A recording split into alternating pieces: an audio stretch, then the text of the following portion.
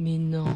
Et si, j'avais prévu de repeindre la salle de bain pour donner un petit coup de neuf, j'étais trop contente, j'avais choisi la peinture, mais non, rien ne se passe jamais comme prévu. Bienvenue à Paris, et du coup, impossible de commencer les travaux tant que les fuites ne sont pas résolues.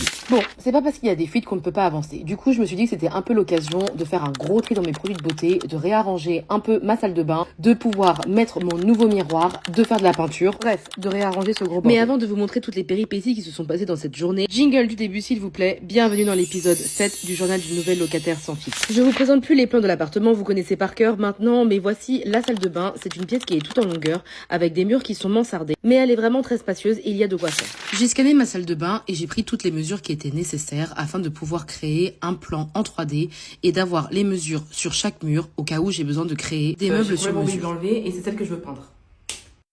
Parti pour le tri et je vous promets, c'est vraiment à ce moment-là que je me rends compte que je ne jette pas les trucs, même quand c'est à peu près vide. Je me dis mais c'est pas possible d'accumuler autant de merde. Et là, arrêtez tout. J'ai voulu repeindre mon meuble en noir. Je me suis dit ok, c'est parti, c'est maintenant, c'est le moment. Mais ne faites jamais ce que j'ai fait. Donc moi, j'ai coupé 2 petits sachets de poubelle, j'ai mis ça en dessous. Je me suis dit bah oui, c'est très bien. Et ben non, voilà, j'ai taché complètement mon lino et je suis ravie.